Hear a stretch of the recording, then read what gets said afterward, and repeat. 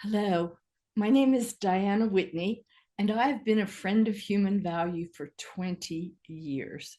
I am delighted and honored to be invited to speak to your 40th anniversary celebration. I send big love and greetings to all of you, and especially to those people that I've met over the years in workshops here in the United States, at conferences, and at the many times you so generously invited me to Japan to share appreciative inquiry, the focus of my life's work. Today, I want to share a little bit about what I've learned about human value over the many years. And then I want to talk about some of the challenges we're facing, those of us who care about human value, and how appreciative inquiry can help us and you face those challenges. So, one of the things that appreciative inquiry is about is the discovery of strengths. And over the years, I have watched and interacted with many of you from Human Value. And I have recognized the remarkable organization that you are. And I want to identify 5 qualities, characteristics that I think really exemplify human value at its best. And that together, these make up what we call the positive core of the organization. First and foremost is leadership. Human value is guided by appreciative leadership, leadership that brings out the best of people and teams and organizations. And it has been that way from the moment I've known human value. When I wrote the book Appreciative Leadership, I thought a great deal about a number of the leaders at Human Value because you do practice appreciative leadership. The second is collaboration. Human Value is an organization defined by extraordinary collaboration, collaboration within the organization, collaboration with your clients so that you understand them and know what is really calling them to be their best, and collaboration with peers and colleagues across the globe. I have met so many non-human value people through human value.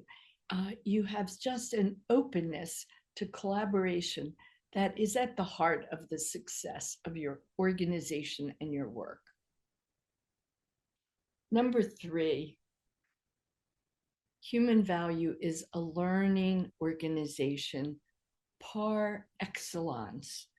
I have interacted with so many of you as you've been on your learning journey, and I have had the opportunity to support the learning of human value and of many of the human value people. And it has been both a delight, but also a learning for me to step into your culture and your world and spend time co-learning. So human values leadership really focuses on collaboration, on learning, and then it points to innovation.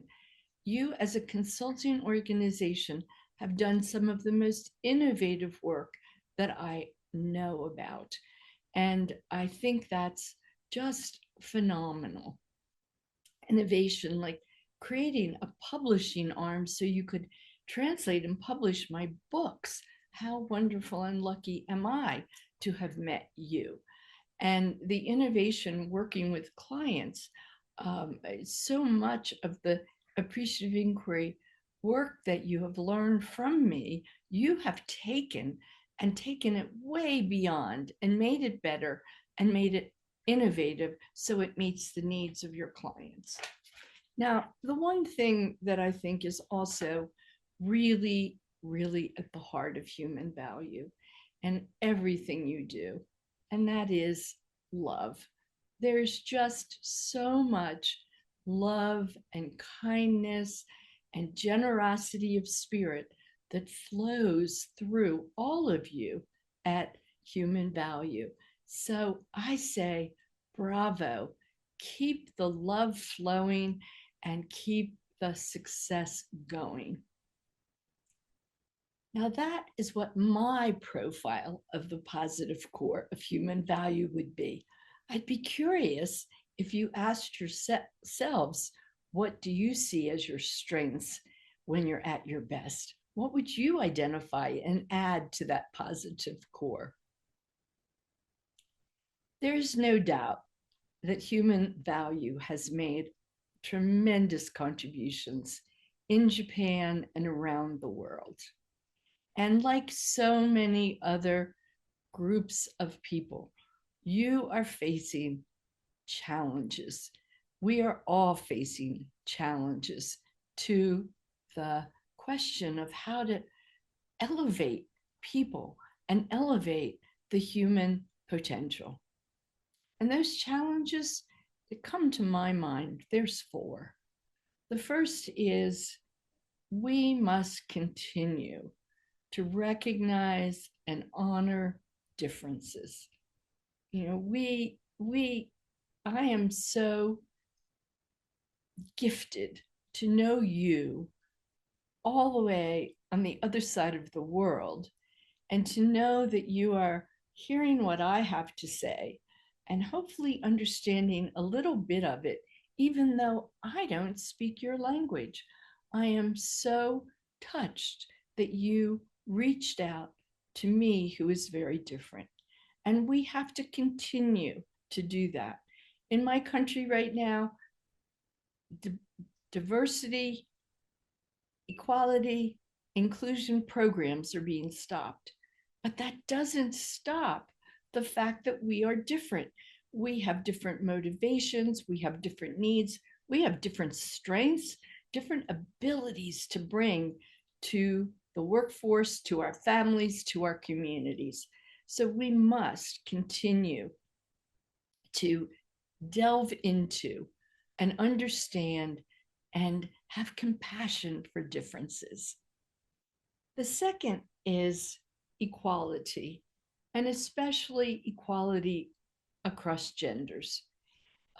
We are a people who have been less than open to equality.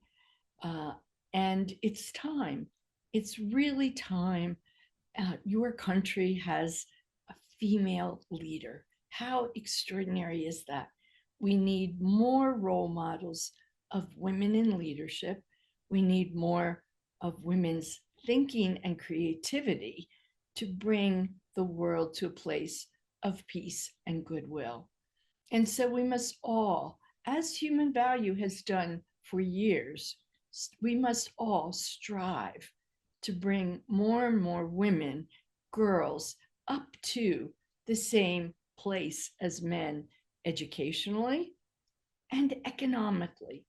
And this is a worldwide challenge. The third is what I like to call the other AI. And you know that we are all being,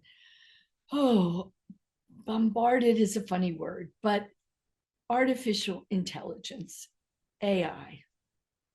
Now, I think my mother would have loved AI.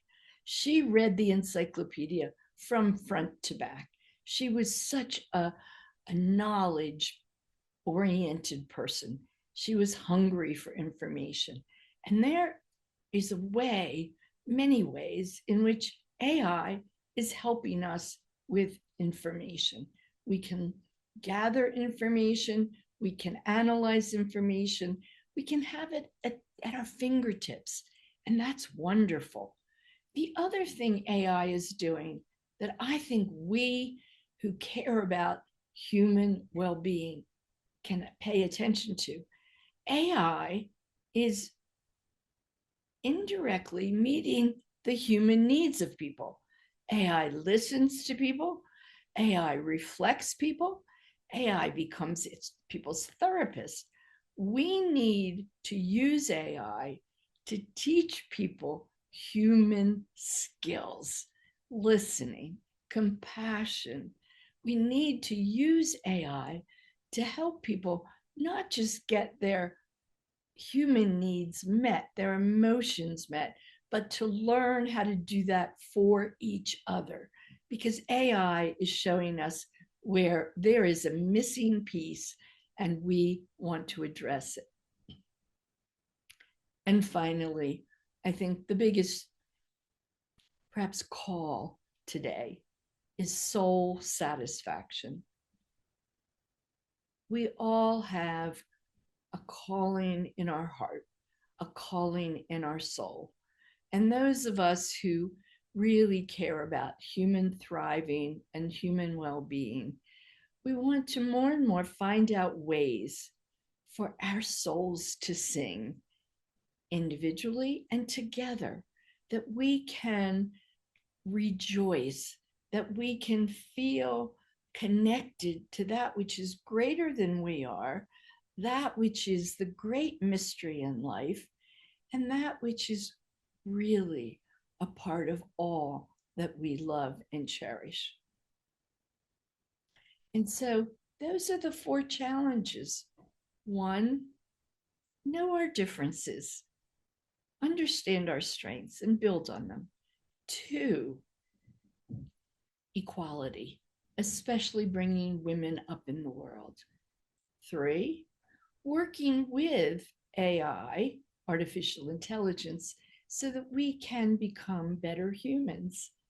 And 3, soul satisfaction, making our relationship with the great mystery of the world and really cherishing each other in ways that create a resonance, a spiritual resonance, and a soul satisfaction. Now, the big question is, can appreciative inquiry help?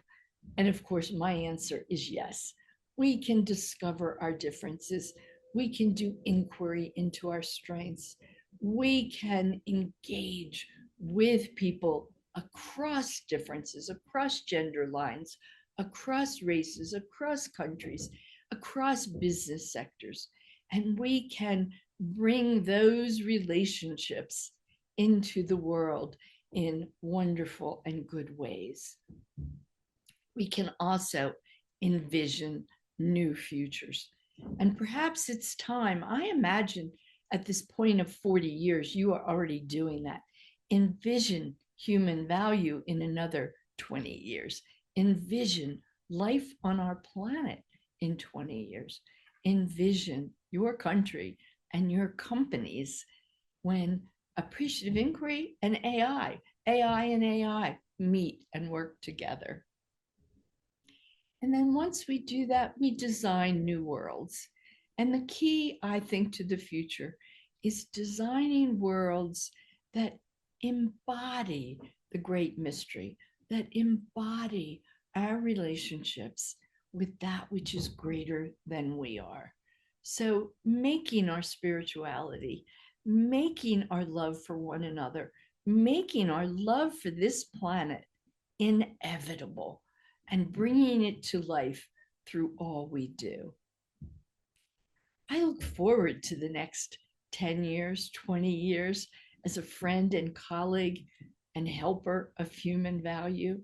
I say congratulations and celebration to all of you on 40 years of good work and a future of more, bringing out the best of people and organizations.